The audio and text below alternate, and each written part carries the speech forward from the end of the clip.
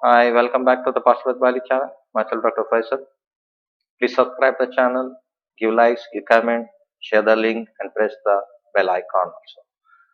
हमने previous videos में पहला वीडियो जो हमने देखे वो था इम्यून सिस्टम के ऊपर, दूसरा वीडियो हमने देखे थे वो था वैक्सीनेशन के ऊपर। ये दोनों वीडियो अगर आपने नहीं देखे तो इन दोनों वीडियो के लिंक इस वीडियो के डिस्क्रिप्शन बॉक्स में है, आप उसको देखिए जरूर, क्योंकि उन दोनों वीडियो पर ये तीसरा वीडियो कंटिन्यू होता है जो आपको कंसेप्ट क्लियर करेगा। तो आज हम इस वीडियो में देखने वाले द एंटीबॉडीज एंड एंटीजेंस, दोनों के इंटरेक्शन को हम डिस्कस करेंगे। Specially will focus on antibodies का स्ट्रक्चर कैसा है, देन एंटीबॉडीज ब्लड सेल्स में कैसे होते हैं, ब्लड ग्रुप्स कैसे डिसाइड किए जाते हैं, एंटीजेंस और एंटीबॉडीज का जब रिस्पॉन्स होता है, इंटरेक्शन होता है, तब वो कितना माइल्ड होता है, कितना स्ट्रांग होता है, वो हम इसमें डिस्कस करने वाले हैं। So let's start with the antibodies. The antibodies are nothing but the antibodies are the glycoproteins. These are the glycoproteins which are highly specific. वो highly specific होते हैं एंटीजेंस के लिए।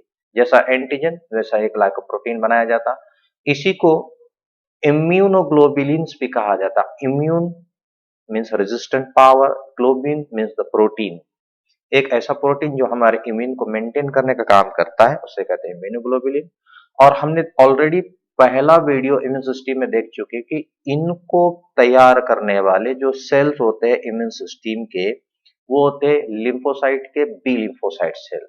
बी लिम्फोसाइट के अंदर plasma cell after the activation of helper cell, stimulation of the helper cell, ये start करते हैं प्रोडक्शन ऑफ एंटीबॉडीज को। लेकिन ये एंटीबॉडीज जो बनाने का प्रोडक्शन करने के जो रेट होता है, it is extremely rapid, that is about 2000 molecules पर सेकेंड, यानी इतनी तेजी से बनाते हैं कि एक सेकेंड में 2000 मॉलिक्यूल्स बनाए जा रहे हैं, ये सेल्स बना रहे हैं। ओके, अब स्ट्रक्चर की अगर हम बात करते हैं antibodies, the antibodies they are structurally, they chemically अगर हम देखते हैं तो chemically they are glycoprotein, but structurally अगर हम देखें तो एक मॉलिक्यूल जो होता है वो looks like a Y letter, जैसे कि एक वी वाई लेटर होता है, बिल्कुल वैसे दिखते हैं।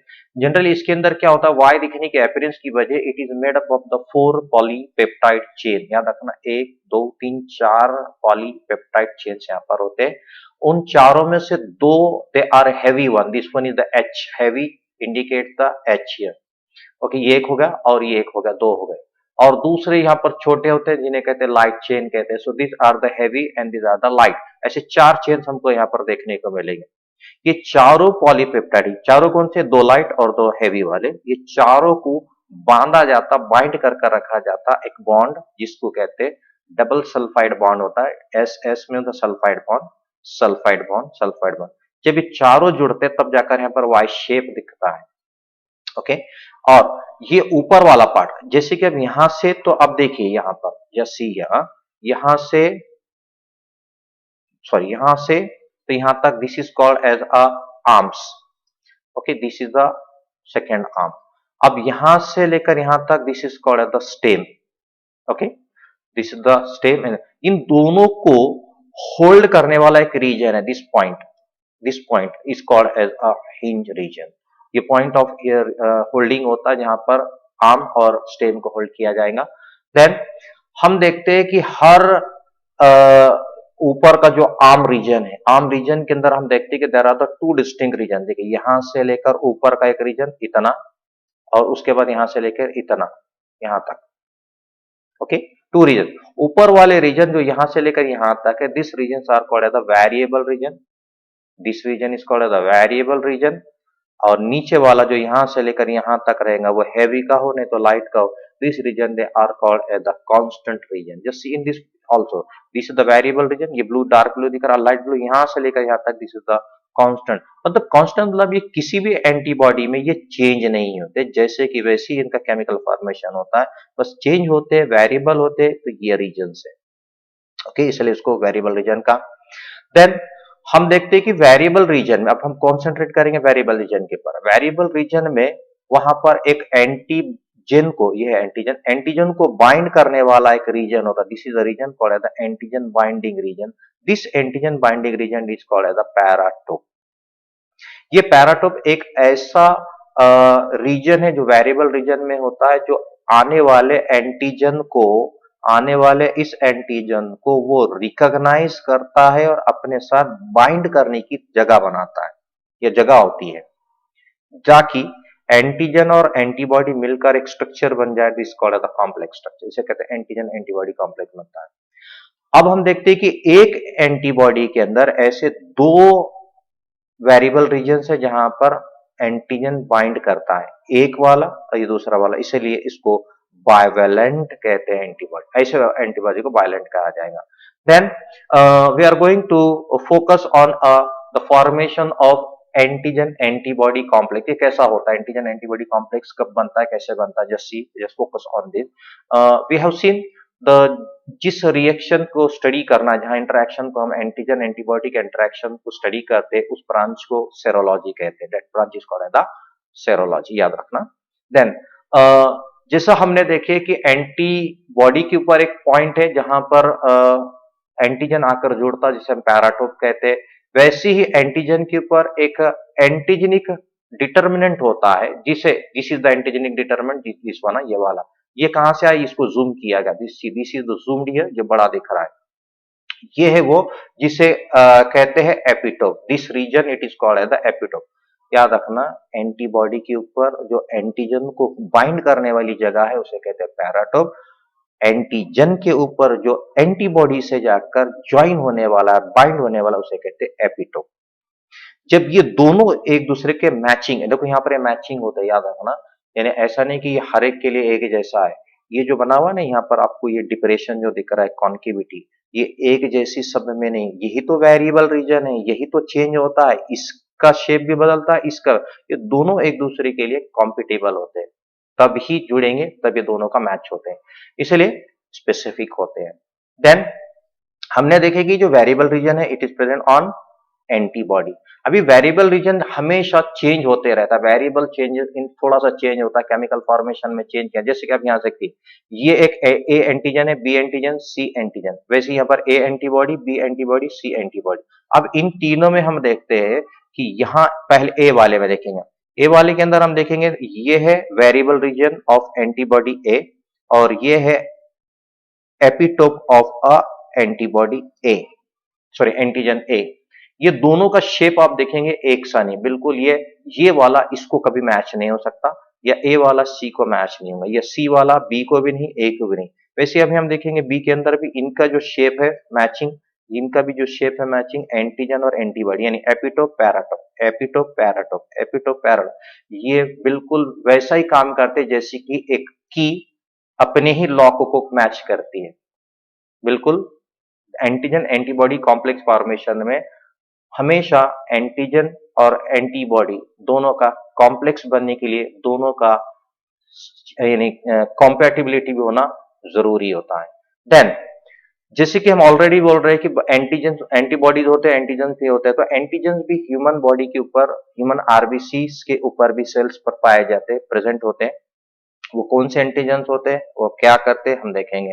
देन कई एंटीजेंस ह्यूमन बॉडी के ऊपर पाए गए, number of antigens are present on a surface of blood cell, this is the blood cell, RBC. RBC की अगर मेम्ब्रेन को, कवर को, अगर मेम्ब्रेन को अगर हम जूम कर उसके स्ट्रक्चरल बेस पर उसको हम देखते हैं, जैसे this is the phospholipid bilayer, okay, ये है मेम्ब्रेन, ओके, ये मेम्ब्रेन के ऊपर ये है सरफेस वाला स्ट्रक्चर, ये इनर सरफेस है। ये आउटर सरफेस पर हम देखते हैं कि there are the different chemicals present on surface, जिसे एंटीजेंस कहा गया, सरफेस पर अलग अलग एंटीजेंस है, और यही एंटीजेंस यहाँ पर डिसाइड करते हैं genetically the different blood group systems. जैसे कि अगर किसी के आरबीसी के सरफेस पर ये एंटीजन है, ए एंड बी है, तब वहां पर उसका blood group A B system में आता है। अगर किसी के ऊपर वहां पर आरएच फैक्टर है, उसे हम कहते हैं दिस इज आरएच फैक्टर, तो उसका ब्लड ग्रुप वहां पर उसके हिसाब से होगा। किसी के अंदर ये डफी एंटीजन है तो उसका ब्लड ग्रुप का नाम अलग हो गया। किसी के अंदर जो तो यहाँ पर किड एंटीजन है तो उसका किड ब्लड ग्रुप है। किसी के अंदर एमएनएस है, किसी के अंदर बॉम्बे ब्लड ग्रुप है, किसी के अंदर लेविस है, किसी के अंदर पी है, एक्सेट्रा एक्सेट्रा। यानी हम देखते हैं कि सिर्फ एंटीजन के प्रेजेंट की वजह से different blood groups are determine. अब इन सब में से हम सिर्फ दो को ही डिस्कस करने वाले, एक है हमारा एबीओ ब्लड ग्रुप जो कि अभी कॉमनली हम इसको फॉलो करते हैं, और दूसरा है आरएच फैक्टर वाला ब्लड ग्रुप, ये भी हम देखेंगे, ये दो को डिटेल देखने वाले। Then let's move to the ABO blood group. ABO blood group में हम देखते हैं द एबीओ ब्लड ग्रुप में the firstly the ABO blood group में तीन ब्लड ग्रुप का पता चला था, that was the A blood group, B blood group and O blood group.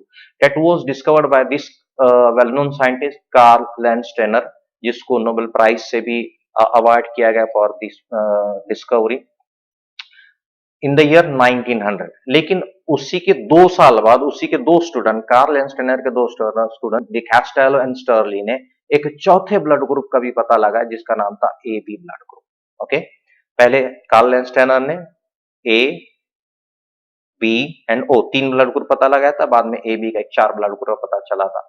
Then Karl Landsteiner जब स्टडी कर रहा था उसने देखा कि आरबीसी के सरफेस के ऊपर, आरबीसी के सरफेस पर एंटीजेंस मिले जिन्हें एग्लूटिनोजीन्स कहा गया।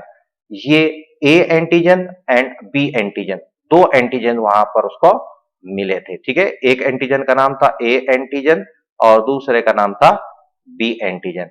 देन कार्ल लैंडस्टेनर ने यह भी देखा कि जैसी सरफेस पर एंटीजन है वैसे ही उसके सेरम में या उसके प्लाज्मा में, यानी वही आरबीसी के अंदर प्लाज्मा में उसका करस्पॉन्डिंग एंटीबॉडी भी मिला।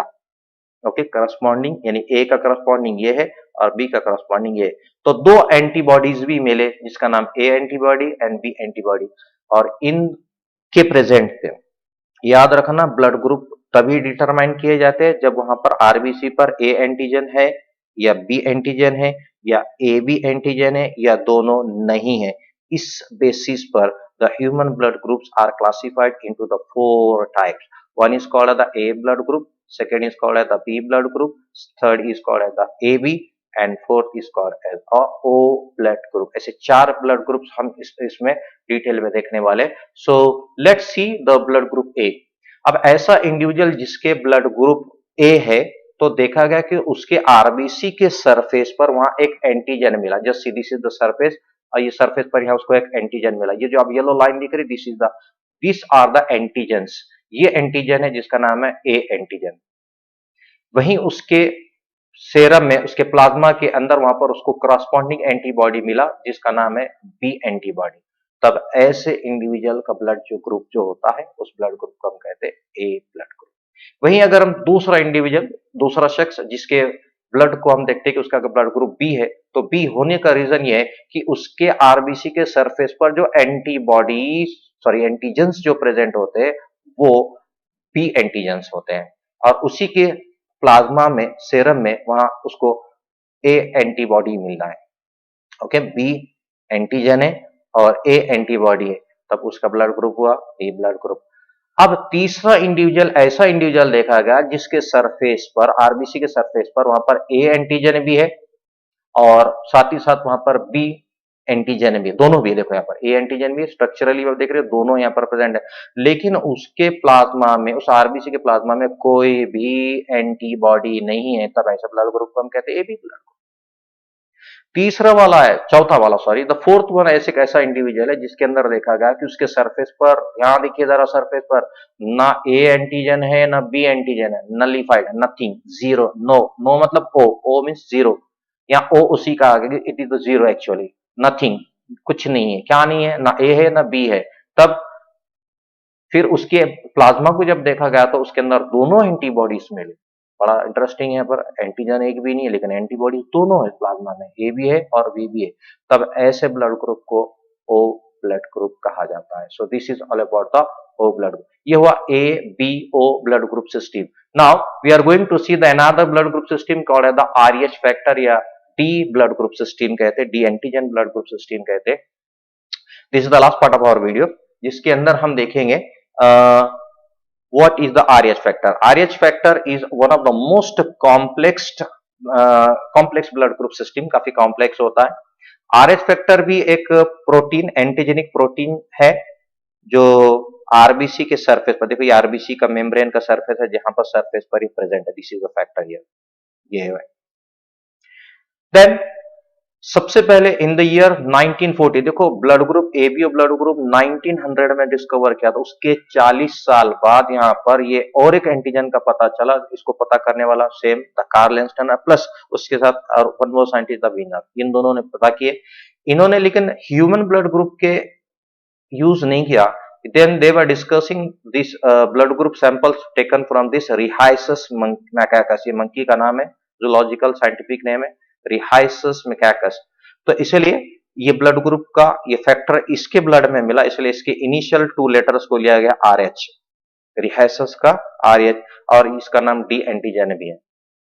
ये जो डी एंटीजन होता है जनरली जिस इंडिविजुअल के, देखिए अब यहां पर हमने already A blood group, B blood group and A B and O blood group देख चुके।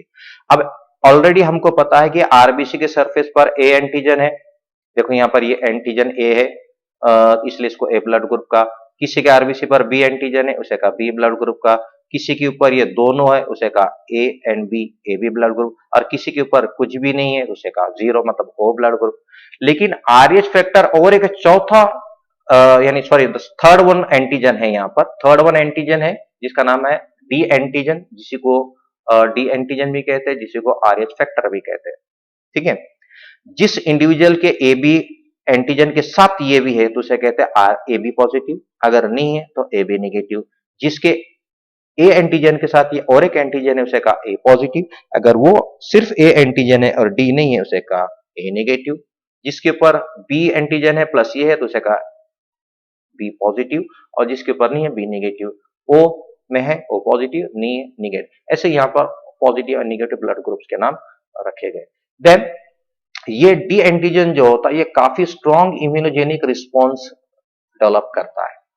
इम्यूनोजेनिक रिस्पॉन्स कितना स्ट्रॉन्ग होता है कि अगर किसी इंडिविजुअल में, अगर कोई इंडिविजुअल का ब्लड ग्रुप अगर निगेटिव है, आरएच नेगेटिव है, अगर उसको ये डी एंटीजन वाला ब्लड ग्रुप ट्रांसफ्यूज करा दिया गया, यानी ब्लड ट्रांसफर कर दो, तो वो ब्लड जो पॉजिटिव वाला इंट्रोड्यूस किया जाता, तो वो निगेटिव वाले के बॉडी में ऐसे एंटीजन बनते, क्योंकि एंटीजन आया ना तो एंटीबॉडीज बनते हैं, तो एंटीबॉडीज उसके ब्लड के सेल्स को मारना शुरू करते, हीमोलाइटिक एक्टिविटी करते, जिसकी वजह से उसके ब्लड सेल्स फटना शुरू हो जाते, डिस्ट्रक्शन ऑफ आरबीसी किया जाता। अगर किसी फीमेल निगेटिव यानी आरएच निगेटिव फीमेल मदर है, उसके अंदर अगर उसका बच्चा बन रहा है, डेवलप हो रहा है, अगर वो पॉजिटिव है, उसका बच्चा मरा हुआ पैदा हो सकता है। इसे कहते हैं हीमोलाइटिक डिसीज ऑफ न्यूबॉर्न। इसी को एरिथ्रोब्लास्टिसिस फेटालिस भी कहा जाता है, ये बच्चा मरा हुआ पैदा हो गया बिकॉज ऑफ दिस रीजन।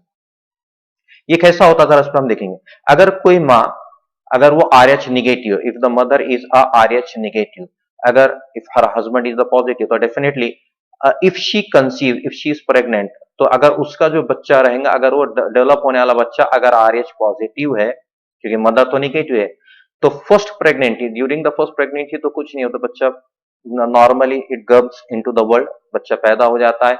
लेकिन during the birth of the baby, बच्चा पैदा होते वक्त ड्यूरिंग द बर्थ प्रोसेस क्या होता है कि बच्चे के जो आरएस पॉजिटिव वाले ब्लड सेल्स है वो मदर के ब्लड स्ट्रीम में एंटर करते हैं। जैसे ही माँ के ब्लड स्ट्रीम में एंटर करते हैं तो माँ के बॉडी में, अब बच्चा तो पैदा हो गया, माँ के ब्लड स्ट्रीम में उसके एंटीबॉडीज बनना शुरू हो जाते, उसको मारने के लिए एंटीबॉडीज बनना शुरू हो जाते हैं। लेकिन ड्यूरिंग द सब्सिक्वेंट प्रेगनेंसी, उसके बाद की प्रेगनेंसी, ये हो गया वन।